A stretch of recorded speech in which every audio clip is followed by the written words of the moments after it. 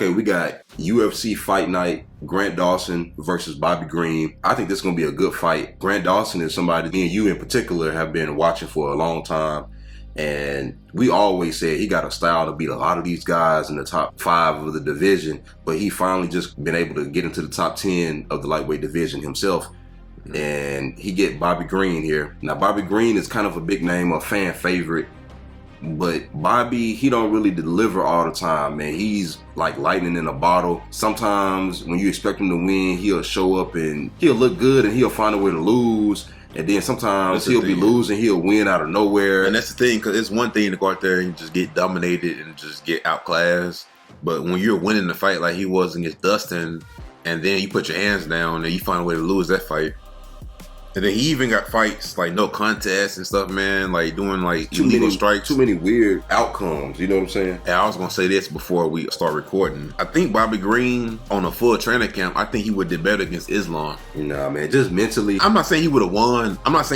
Man, but I'm saying he would have did a lot better because you got to understand because of his style. He would have got finished in the second round. I see what you're saying. How you define doing I see what you're saying. You're right. I agree, because when we talk about fighting people in the top 5, it's the fighter who makes the least amount of mistakes. You know what that fight would look like with a full training camp? Khabib versus Michael Johnson. He would have had one split-second moment, but he would have still ultimately lost.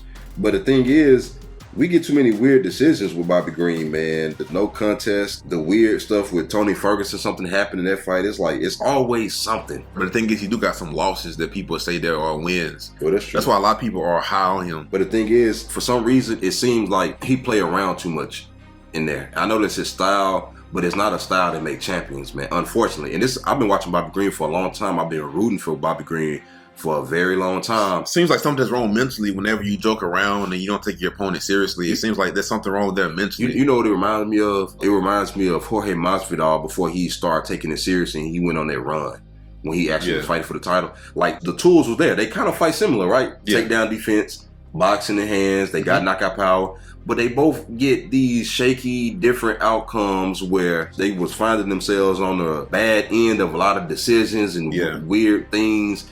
And Grant Dawson, on the other hand, what he said in his last fight, I'm not a fighter. He said, I'm not a fighter, I'm a soldier. He do whatever his team tell him to do. Bruh, he gonna go in there with a mission for 5 rounds. The only thing is, if Grant can't get the takedown, what is he gonna do? But he gonna get the takedown. He not gonna get it in the beginning. But that's the thing, though. Sometimes Bobby can knock something out. It's just not something you can count on. If I was gonna bet the house on somebody, Grant Dawson, even though this is a step up in competition for him, I kind of have to lean more towards him, man, because he gonna be a little bit more consistent. And I see what you're saying. And it's just Bobby. Even if Bobby win. I think it's a 50-50 fight, but if I had to choose, I'd probably choose Bobby. I'm going to tell you why. Why? The reason is because I don't think Grant has the style to beat Bobby Green. Just think about it. The people who beat Bobby Green were the strikers with knockout power who took advantage of Bobby's mistakes. I don't think Grant has that style in him. I don't think he has that style. He don't have the knockout power. He's not Drew Dober. He ain't Dustin. These guys have crazy power where they can brawl with Bobby and catch him and hurt him and capitalize on his mistakes. But Grant is going to have to keep shooting. But we show even against Mark Madsen, man, it's almost impossible to stuff his takedowns. And he took that fight on a week's notice. And you got to realize, look at some of the losses from Bobby Green. Thiago Moises, where he kind of, low-key kind of won the Rafael Fiziev fight. Islam, that was short notice, but stylistically, man, it was still... I mean, you know, now I'm looking at Bobby record, man. Okay, he lost to Drakkar Close, Francisco Trinaldo. It's like I'm looking at these people on his record, man. Bobby should have won more than fights in this, man. And that's why I can't bet on Bobby. You see what I'm saying?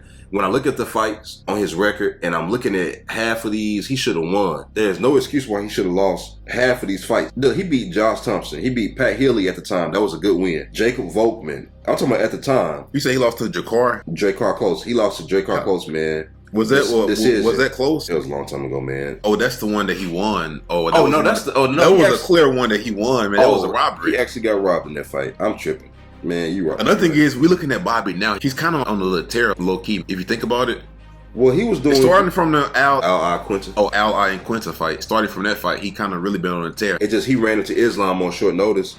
And then the Drew Dober fight, he was doing magnificent and he found a way to mess it up. This is the thing. Bobby, he just get a little too nervous. And unless Grant get nervous and completely fumble it, I see Grant being focused and locked in and finding a way. But he has to get his fight to the ground. That's the only way. He can't stand up with Bobby. He can't. But sometimes, man, when people got this wrestling and you think that they're going to be shooting more than what they actually do, sometimes it open it up for them to actually land with the hands, and they can catch you sometimes. This could be a Jamie Varner, Edson Barbosa, where you get your cherry pop. You know what I'm saying? I can see Grant getting caught by Bobby, but then I don't think Bobby going to do nothing with it in the future as far as climbing up the rankings. You know what I'm saying? Yeah. Unless Bobby just turned a new leaf, unless he finally taking it serious.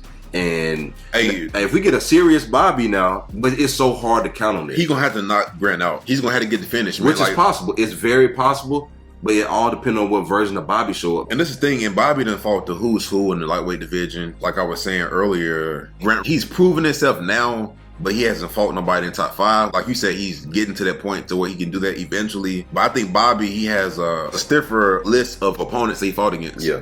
Well, of course. And Grant, but how many of those did he deliver the results on? You see what I'm saying? Yeah, because you can say he got this many people that he fought, the who's who, and he lost the majority of them. What big fights did he did he win? That's what I'm taking into account here. Yeah, and this is for somebody who's been rooting for. They might be the same caliber of opponent, man. That's why I say this fight is 50-50. Yeah, because Grant hasn't really proved himself, and Bobby, he loses a lot of fights, man. And you can't really bet on him. And it's weird because when you root for Bobby, he'll lose. But then randomly the knockout power is there. I just don't understand it, man. Sometimes the power is there. He's better when sometimes he can piece you up for 3 rounds. I just don't understand. He's better when his back gets against the wall. But I'm gonna tell you this, man, get taken down by Tony Ferguson, man. That's not really a good look. Did he get dropped by Tony Ferguson? He got dropped too. But at the same time, Grant is not Tony Ferguson. But at the same time, Bobby is so underrated, man, and he do it to himself. Man, who would have thought he would have submitted Tony Ferguson, man? You know what it is, man? It's the spotlight. I don't think Bobby Green can handle this type of spotlight. Because notice he loses these big fights like this. He always loses, man. Like, he always loses these big fights. You got Joaquin Buckley fighting Alex Morono. Yeah. That's a nice fight. It's a nice one, man. I'm not really a fan of Alex like that. I think he be running from his opponent. Well, I mean, he ain't the most athletic person, so he got to find a way to win. And the technical skill and just being able to be in the right place, be out of place, to not get hit, it make a lot of difference. So this is a great fight, man. This is a great matchup. Yeah, I think it's a good one for both of them. Hey, you skipped one, bro. You skipped the Joe Pyfer. That's gonna be the banger of the night right there. This one right here. Banger of the night. I know that's what I'm going back to. Joe Pyfer and Abdul Razak. Hey, Joe got to be very, very careful. I know. He can't make no mistakes. Because Abdul, man, he's so powerful. He might be pound for pound in the top 5 hardest hitters in the UFC. Joe has to be very, very careful. And he only been knocked out one time. And Abdul, one of the people, like Bobby Green, when his back gets against the wall, he delivers. And it's like, man, when people count him out, he wins.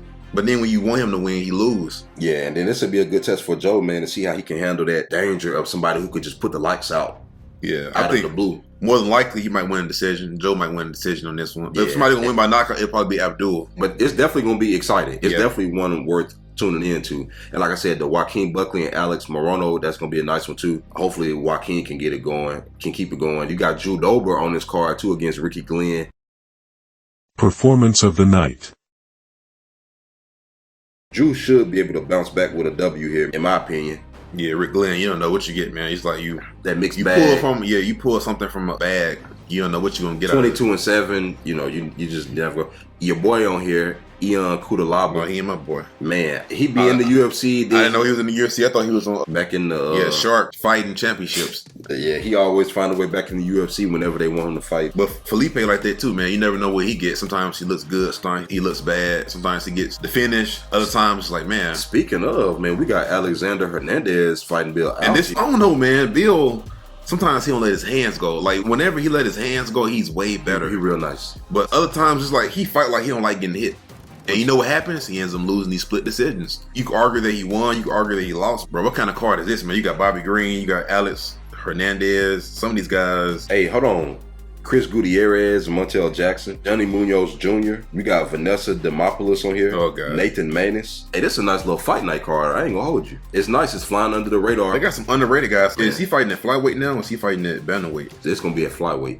I don't like him at flyweight, man. Ooh, Nate Maness? Yeah, the way he looked, bro. His body. Man, he looked depleted at bantamweight, man.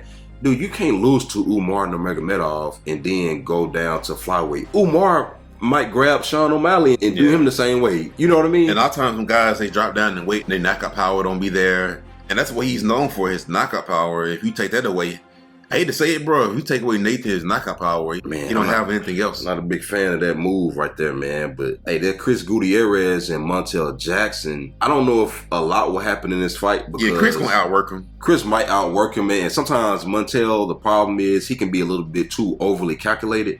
But man, the power is there undeniably, man. I can see this being a close fight. I can see Chris outworking him a little bit more, but getting caught here and there. And then it's like volume versus power. You see what I'm saying? Yeah. Because that's what happened in the last fight against Julio Arce, right? Remember? Yeah. He was getting outworked a little bit, but then the power kind of saved him, and that's what won him the decision. I don't know if that was the last fight. No, 2 fights ago. And then the power was there against Hani Yahya. He actually knocked him out. So I think it's going to be a nice one, man.